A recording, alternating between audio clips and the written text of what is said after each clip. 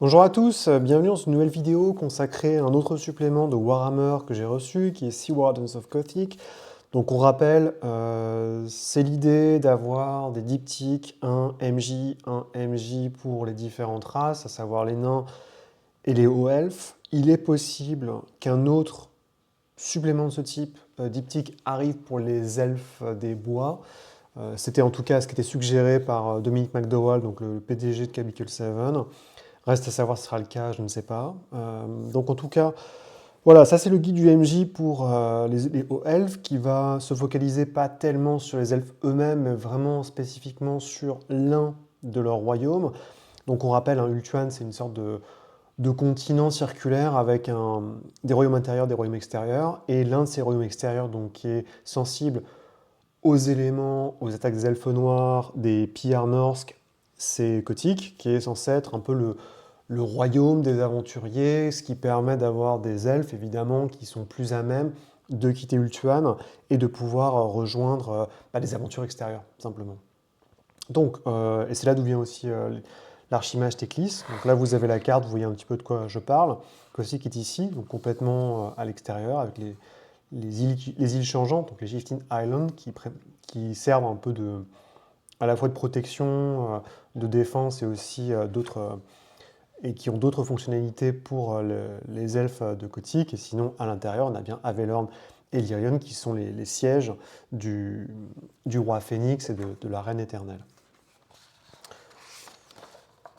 Donc, qu'est-ce qu'on a dedans? On va avoir une description du royaume de Kotik qui va être essentiellement donc, un royaume qui est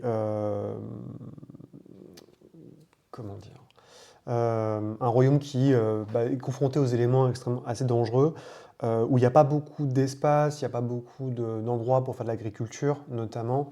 Donc la majorité des terres arables qui existent sur les falaises sont générées par la manipulation des vents magiques, surtout le vent de vie. On vous explique que les gens de Kotik sont des gens assez, donc ce sont des aventuriers, c'est des gens qui vont faire beaucoup de marchands, qui vont aller faire du commerce dans les autres royaumes. Et là, on a une carte vraiment qui offre un petit peu plus un détail de Kotik. Donc, comme on voit, il y a quelques forêts, hein. Il y a une grosse forêt, et sinon, l'essentiel, c'est des petits îlots qui sont autour. Et ces îlots-là ont été touchés, parce que donc l'idée, c'est qu'il y a plusieurs princes, et il y a un prince couronné qui est le principal, disons, enfin, dont la voix porte plus, et c'est lui qui rapporte directement auprès notamment du roi Phénix, quand il y a des cas à ramener à l'échelle du continent du Tluan. Chaque ville, ou île qu'on appelle les Thors, a une représentation dans son siège, notamment Anirein, qui était l'ancienne capitale de Kotik. Sauf que Anirein a été pulvérisée par les elfes noirs durant le Sundering, donc le grand événement qui a fait une dichotomie, qui a fait une séparation entre les hauts elfes et les elfes noirs. Mais ces dirigeants sont toujours présents, exilés, et ils ont leur propre siège. C'est-à-dire qu'il y a 7, je crois, de tête, il y a 7 sièges pour le royaume de Kotik, et donc 2 de ces sièges appartiennent notamment, sont représentés par les gens d'Aniren, et il y a même un siège, un des sièges qui est vide, et qui justement qui est un des principaux enjeux politiques qu'on vous propose dans le livre. Donc très rapidement, on vous explique que les elfes de Kotik ne sont pas comme les autres elfes, ils sont beaucoup plus intrépides. Il y a une espèce d'idée du présent, plutôt qu'avoir des elfes justement qui sont habitués à vivre dans des siècles et des siècles. Les elfes de Kotik, eux, justement, sont vraiment dans l'action euh, immédiate, ce qui évidemment les rend beaucoup plus simples à gérer lors d'une campagne ou si vous faites des groupes avec différentes races dans le vieux monde.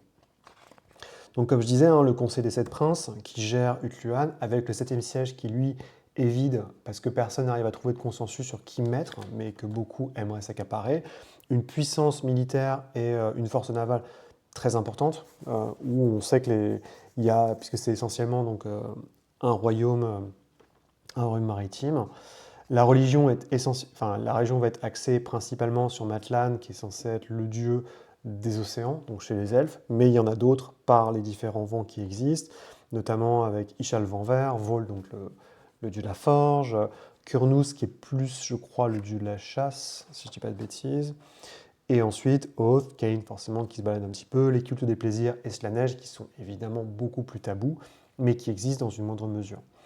On vous donne quelques petits éléments aussi de culte plus ou moins officieux ou interdits, comme un culte de la chasse éternelle, le culte des, le culte des braises de la résistance qui essaye, si je dis pas de bêtises, de reprendre, enfin je crois que c'est certains qui essaient de reprendre notamment, retrouver certaines des grottes et des,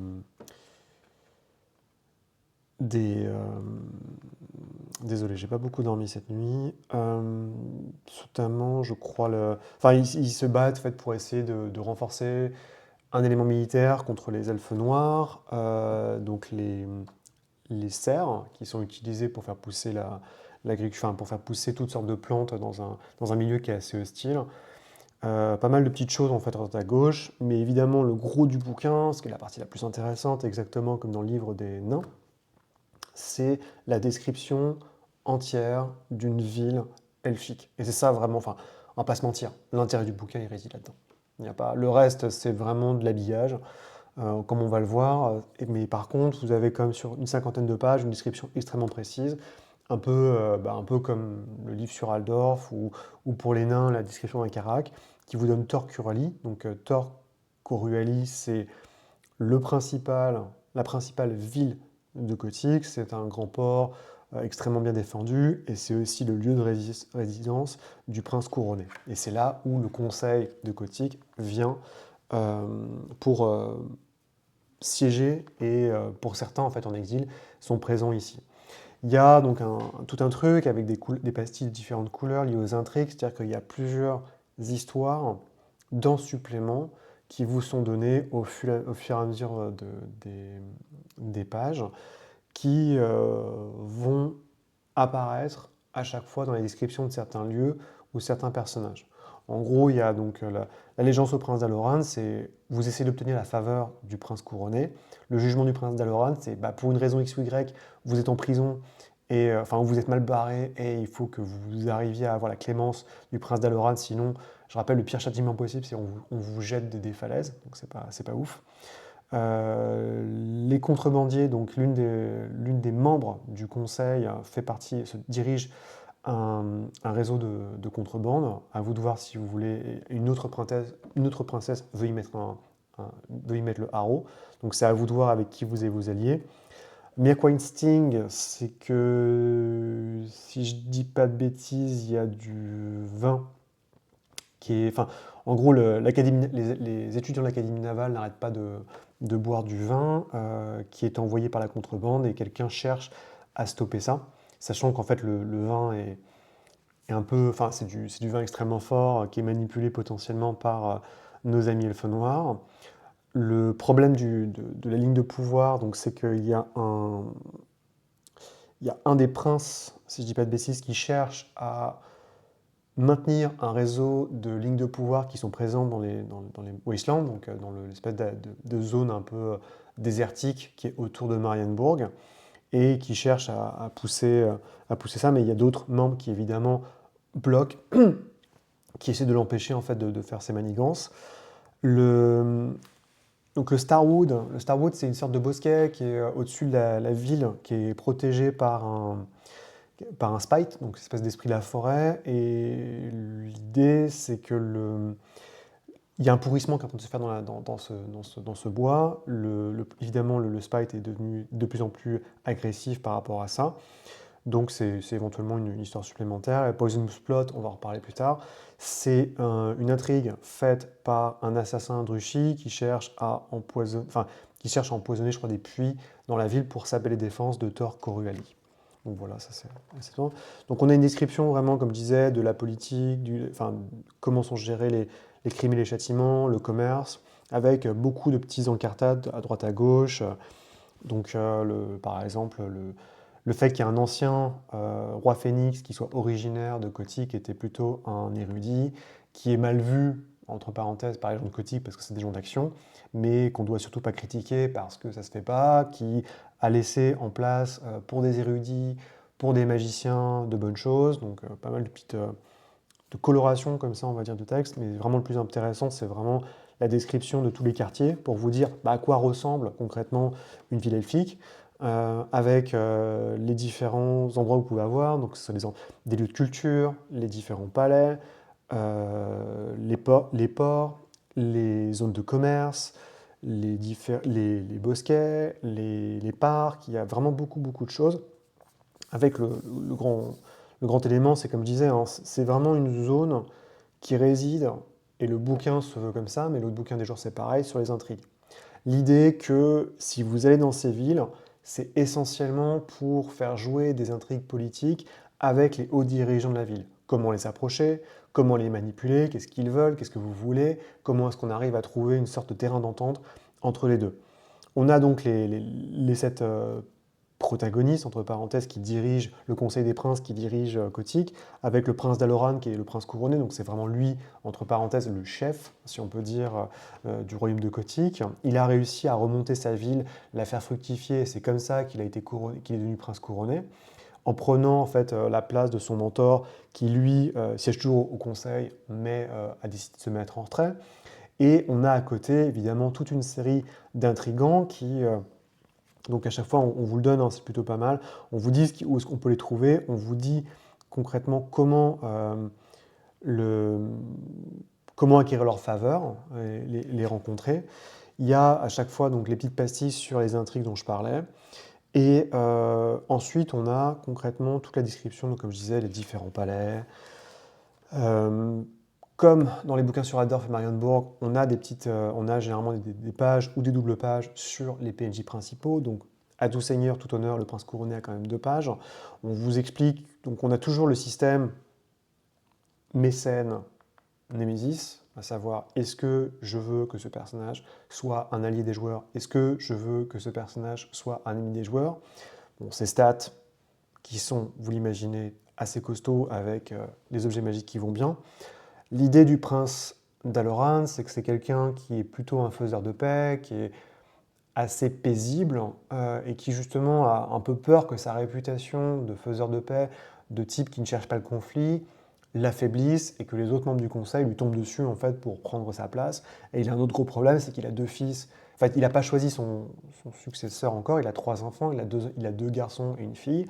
Et ces 2 garçons sont des blaireaux, qui sont le pire exemple possible de népotisme et de paresse dans la noblesse, et donc ça lui pose beaucoup de problèmes. Pourtant, il essaie de faire du mieux qui se passe.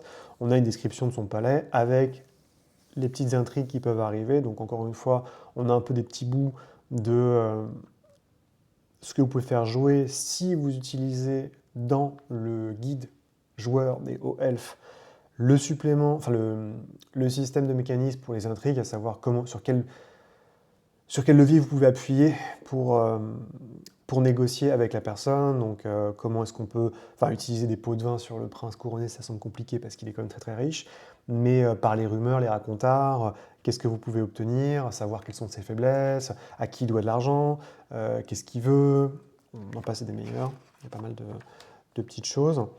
Ensuite, on l'a pour les 7 membres du conseil. On a une petite description des forces armées, donc les héritiers de Matlan, qui sont une sorte de garde d'élite présente à Tor Coriolis. Les cultes, et ce qu'ils cherchent à faire, avec des cultes qui sont plutôt là, donc c'est pas les cultes officiels, hein, on les a sur la page d'après, avec les sanctuaires et les temples. Là, c'est les cultes, par exemple, on a des elfes noirs qui ont été abandonnés par Nagaroth et qui ont fait un deal avec un prince démon qui est arrivé en disant oui, il n'y a pas de souci, et qui les utilise en fait à son propre escient. Les cultes des Morathi, donc si je dis pas de bêtises, les Morathis, alors je sais même plus ce que c'est, je pense que c'est des elfes noirs, et les revivalistes d'Aenerion, c'est ceux qui veulent un peu reprendre le combat laissé par le premier roi Phénix, ce qui évidemment n'est pas de la loi de tout le monde. Et ils sont planqués dans les Shifting Islands. Donc les Shifting Islands, c'est des îles qui sont au bord de Kotick et qui changent de position, ce qui fait qu'en fait ça agit comme une défense naturelle, puisque si vous amenez avec vos petits bateaux et que vous ne savez pas comment naviguer entre les îles, bah, vous risquez de finir dans un récif. Les temples, avec les forges de vol, les temples Kadaï, les sanctuaires individuels. les règles, comment vous êtes censé vous conduire en fait par rapport au Kadaï, donc c'est pas mal. Je rajoute un petit truc. Le port, évidemment, avec ses défenses, le commerce, tout ce qu'il faut, les principaux lieux présents au port, une base navale, un marché aux poissons. Une autre des membres du conseil, si je ne dis pas de bêtises, qui dirige une autre ville qui est plus loin que... Non, je crois qu'elle n'est pas au conseil. Qui dirige en fait dans une autre ville en fait plus petite qui s'appelle Elysia. On a pas mal de petits profils hein, comme ça, de personnages que vous pouvez utiliser généralement. Le phare, le gymnase, d'autres temples. Il y a pas mal. La maison des réflexions, c'est marrant, c'est un endroit où on met les gens en prison, ou quand enfin, ceux qui ne sont pas elfes, on les met là en sorte de prison, et ceux qui sont elfes, c'est quand ils ont une sorte de... Ils perdent l'équilibre, leur équilibre mental, et qu'ils sont trop... ils ont trop de nuits sombres ou trop de nuits claires, on les met là pour qu'ils se posent, donc c'est une sorte de maison de repos, plus ou moins. Le parc de la Citerne, un observatoire céleste, un autre temple, il y a un paquet de temples là-dessus. Donc les deux princes, d'Alroth et d'Anor, qui sont un peu la tristesse de leur père, le prince couronné. Et d'autres petites choses, donc le tribunal, la cuisine, le Flying Fish, qui est une sorte de grand restaurant, et le nid des rocs, donc qui sont les grands oiseaux qui volent gigantesques avec leurs stats, évidemment. Encore un profil donc d'elfes marchands, aventuriers marchands assez ambitieux. La responsable, la caviste, hein, qui est au cœur de l'intrigue du Mirkwain, qui est passé un peu en contrebande et qui s'arrache partout, mais dont c'est fait un peu à l'insu, en fait. C'est pas, elle est responsable parce qu'elle gère la contrebande, enfin, elle fait passer des trucs de contrebande, mais au-delà de son envie de se faire de l'argent, elle n'a pas forcément des intentions maléfiques. Les halls d'azur, le grand amphithéâtre, avec qui vous pouvez rencontrer à l'amphithéâtre lors de différentes représentations. Qu'est-ce qui se passe si jamais le roi Phénix arrive en ville? Généralement, tout le monde serre les fesses et attend que ça passe. Le High Receiver, donc c'est la déléguée aux navires et tous les navires qui arrivent en fait dans le port de Tor Coroeli, et c'est elle qui est censée gérer et voir, donc c'est évidemment une très grande magicienne aussi, c'est une archimage, pour pas qu'il y ait des soucis qui arrivent. On a un profil de marchand, Erwin Allingar, qui est un marchand de Marienburg, non, d'Aldorf, qui vit depuis des années donc, chez les elfes, qui a écrit un livre, donc c'est pour avoir un peu des profils, disons, excentrés, qui ne sont pas juste elfiques. Et les environs de Tor Coroeli, comme je disais, avec d'autres sanctuaires, essentiellement des bosquets, des espaces verts, et les parcs, les fameux parcs, avec le Spite qui vit là, dans le Starwood, donc le bosquet étoilé, avec le terrain de chasse aussi du prince d'Aloran, et donc le grand profil du Spite qui peut être plutôt un antagoniste. Il y a un profil un peu similaire si je dis pas de bêtises, à Middenheim aussi, qui est assez important. Les différents monuments qui sont présents dans ces parcs, notamment assez rigolo, une statue de nain qu'ils ont piquée et qu'ils utilisent durant la guerre de la barbe, et qu'ils utilisent comme stand de tir pour s'entraîner à l'arc. Les grottes souterraines, parce que si c'est un truc qui est assez important, c'est que c'est pas juste la cité, effectivement, est sur une falaise, mais sous la falaise, il y a aussi il y a des grottes qui sont utilisées, notamment un grand coffre, une sorte de sanctuaire des nymphes, pas mal de petites choses. Donc Fleetcrest, c'est l'un des intendants qui travaille au palais, donc c'est le goûteur royal normalement, mais qui essaie évidemment de tirer son épingle du jeu pour manipuler le prince couronné. Je crois qu'il se bat avec une autre... il se bat en fait avec d'autres personnes, le maître du palais, le maître du palais, donc l'intendant je suppose, qui lui aussi, le chambellan, pardon, qui essaye aussi de tirer la couverture vers lui. Donc on reste encore une fois sur cette idée d'intrigue permanente. On a donc Renatari qui est une espionne norske qui se fait passer pour quelqu'un du Norland, qui évidemment veut ouvrir la voie à tous ses petits potes. Elle risque d'avoir des petits problèmes. Et enfin, on arrive donc sur un bout de je sais pas quoi, c'est un scénario, mais pas vraiment. Donc tout ce qu'on a vu jusqu'ici, l'histoire du Mirkwoin, les contrebandiers, la légende enfin, toutes les intrigues que vous avez peuvent être liées à ce mini-scénario. À savoir, allez, c'est bête comme tout, il y a une sorte de ninja Drushi qui arrive et qui veut empoisonner les puits dont a besoin Torcaruali pour perdurer, et c'est à vous de l'arrêter, et cette conspiration peut aboutir et arriver en suivant n'importe laquelle des intrigues qu'on a présentées jusqu'ici. Il y a différentes échelles de temps et dans la conspiration que veut produire l'assassin, et c'est à vous en fait vraiment d'arrêter ça avant le grand final, où il va jusque dans la source des rivières et il empoisonne tout le monde. Ça crée en plus, l'empoisonnement crée une sorte de peste qui est assez violente, donc vous avez intérêt à trouver la source de ces soucis avant que ça arrive.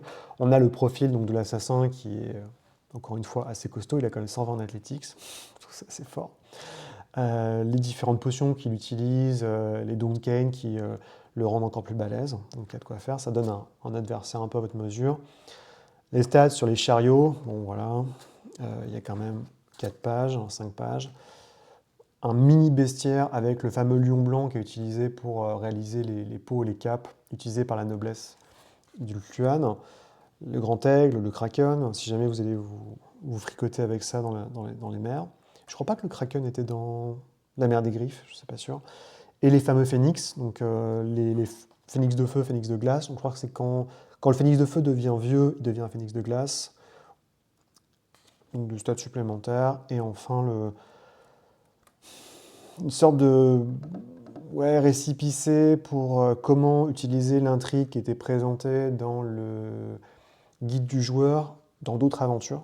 Donc comment est-ce que ça peut marcher en restant à Utloan, donc le rôle donc, par exemple de la Reine éternelle, les intrigues avec d'autres entre les différents royaumes elfiques, avec des pistes toujours.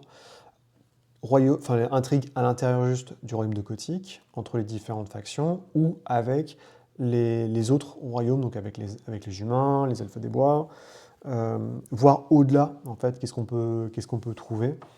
C'est souvent lié, c'est pas juste des intrigues, mais c'est aussi lié à des rumeurs, des légendes, c'est juste des petits bouts pour un peu vous motiver à aller hors, évidemment, de Utluan. Sinon, comment l'utiliser avec le commerce, avec les endeavors. Donc, on rajoute encore 2 endeavors supplémentaires. Donc, on rappelle, c'est les choses que vous pouvez faire entre les aventures sur les PNJ. Donc, comment construire un peu des PNJ pour que justement faire rentrer ce système d'intrigue et tirer le meilleur de la représentation, de la création et de la conception de PNJ aux elfes.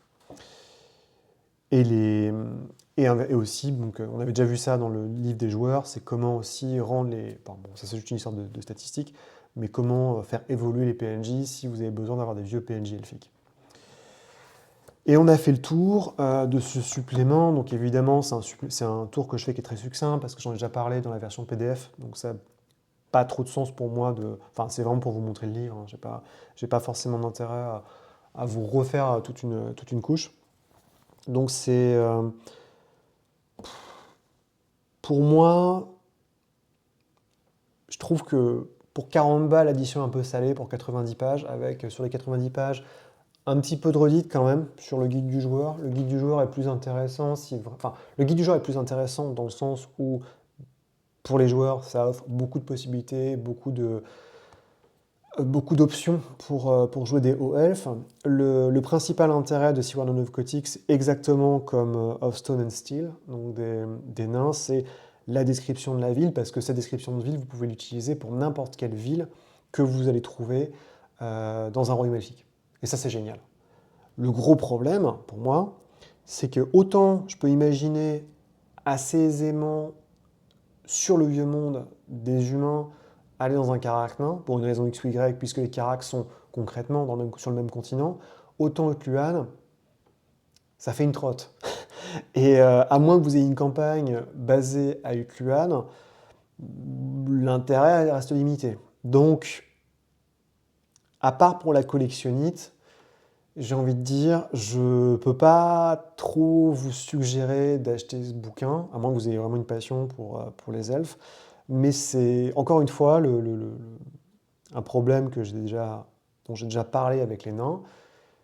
Je pense qu'il aurait été beaucoup plus judicieux de vous faire payer un bouquin à 50-60 balles avec tout le contenu MJ, tout le contenu PJ ensemble, pour on ait vraiment la sensation d'avoir quelque chose pour son argent, parce que là, là c'est maigre, quoi. C'est quand même extrêmement maigre, et évidemment, pour le reste, c'est toujours un peu les mêmes problèmes, en fait. C'est on a l'impression que sur ces 90 pages-là, il y a quand même 20 pages de remplissage.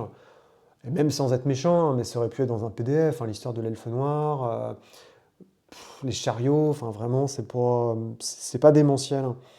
Et je sais pas du tout s'ils vont continuer là-dessus. Et c'est un peu embêtant parce que ça part aussi d'une volonté de faire de l'argent, mais ça part d'une bonne intention. C'est-à-dire qu'ils ont vu que dans Imperium Mighty Tomb, il y avait matière à faire ça. C'est-à-dire que dans Imperium Mighty Tomb, oui, effectivement, faire un livre PJ et un livre MJ a beaucoup de sens parce que c'est pas lié à des races, en fait. C'est lié à des occupations qu'ont vos personnages. Votre personnage, il fait partie de l'Inquisition, il fait partie des soldats impériaux, il fait partie, je sais pas moi, des technoprêtres. Donc ça va sous le sens de dire, ok, bah, moi je suis technoprêtre, j'ai besoin de mon bouquin avec toutes mes stats pour avoir mon bras robot, mes trucs spéciaux, et de l'autre côté, je crée un bouquin essentiellement MJ parce que en tant que MJ, je vais avoir besoin de créer un nouveau mécène. Je vais avoir besoin de savoir comment ça marche. Warhammer 40 000 est quand même suffisamment riche et vaste pour que cette tonne d'informations soit justifiée, et elle est justifiée parce que vous savez que c'est pas juste un personnage, c'est pas tiens, à un moment on va aller dans le monde, on va aller sur Mars pour aller voir comment marchent les technoprêtres. Non, on va aussi avoir besoin des informations relatives à la pensée des technoprêtres, les arcanes qu'ils peuvent avoir, je sais pas moi, enfin, ça me semble plus logique et plus sensé et plus intéressant au quotidien pour le MJ et le PJ d'Imperium Mighty Tomb que ça ne l'est pour Warhammer en divisant ça par rapport aux races. J'en reste persuadé parce que vous m'enlèverez jamais, alors ça peut être évidemment, tout le monde fait ses campagnes, mais vous m'enlèverez jamais la certitude que dans Warhammer, on joue d'abord des humains et ensuite il y a d'autres races qui sont présentes dans le vieux monde, mais elles sont censées être assez rares. Et il y a peu de chances que vous fassiez une campagne qui se passe exclusivement en Unutluan. Et rien que pour ça, je ne pense pas pouvoir vous suggérer l'achat physique, hein, j'entends. Parce que, encore une fois, c'est toujours pareil. Si vous achetez les PDF, et vous pourrez acheter les PDF, à mon avis, pas très cher, très rapidement, puisque le grand avantage des Américains, enfin des Britanniques et généralement du marché VO, c'est que dans ce marché-là, le PDF est beaucoup plus accepté facilement, aisément à la vente. Donc on vous offre un PDF quand vous achetez le bouquin, et surtout dans les Humble Bundle. Et ça, c'est marrant, je ne sais pas pourquoi, il y a sûrement des règles, hein, j'y connais rien, mais on n'a pas trop ça en France. Et c'est dommage parce que ouais, quand vous prenez un Humble Bundle, au bout d'un an, 2 ans, que Cubicle 7 a fait ses ventes sur le bouquin, et là, il n'y a pas de souci, vous chopez un bundle, vous avez ça, et c'est parfait parce que vous avez du contenu supplémentaire. Mais ouais, physique, je peux pas, j'ai pas trop la certitude. Enfin, après, c'est mon intérêt aussi, c'est mon point de vue. Vous en avez vous avez sûrement le vôtre, qui vaut bien plus que le mien parce que c'est le vôtre, tout simplement. Mais voilà, moi, en tout cas, c'est mon opinion, c'est que je trouve que c'est un peu cher pour ce que c'est, je trouve qu'il n'y a pas assez de contenu, et que l'essentiel de l'intérêt du bouquin, bah, c'est une quarantaine de pages sur la présentation de la ville. En tout cas, voilà ce que je pouvais vous dire. Au niveau des news, il y a, bon alors, V4, V5, je sais pas, mais par contre, il y a des interviews qui ont été faites récemment avec les pontes de Cubicle 7 sur le Vieux Monde, donc le jeu de rôle. Et a priori, il y a Talagad Adventures qui arrive, donc c'est 5 scénarios un peu indépendants à la Uber Strike Adventures qui vont sortir pour jouer des scénarios supplémentaires dans le Vieux Monde. Et ça tombe bien parce que c'est un peu ce qui manquait. Il va y avoir une campagne qui va sortir. On n'a aucune... Je ne sais pas du tout ce qui va se passer. Normalement, je pense que ça va utiliser les fameux liens présents, ce qu'ils appellent c'est quoi, c'est les Dark Threads, je crois. Les liens entre les différentes factions méchantes qui existent dans le Vieux Monde et dans la région de Talagad. Et ensuite, il y aura une exploration de la prochaine région qui sera exploré. Donc je pense qu'il y aura un bouquin de région. Ça sera sur Nuln. Donc ironiquement, on n'a jamais eu, enfin, on l'a eu en V2, mais on n'a pas le bouquin sur Nuln dans la V4. Par contre, on va peut-être l'avoir sur The Old World. En tout cas, c'est des suggestions, ils ont pas donné de deadline, à part Talaga Adventures qui arrive. Ça, c'est une certitude et il va pas tarder. A priori, le PDF ne devrait pas être très très long. Ça ne devrait pas arriver dans très longtemps. Mais le reste, ouais, ce serait cool. On va explorer Nuln et il y aura une campagne, ce qui est bien parce que ça montre que la gamme vit, quoi. Parce que moi, c'était ma grande peur, c'était que The Old World, dont j'aime beaucoup le système, ils le mettent de côté et puis ça va crever de sa belle mort.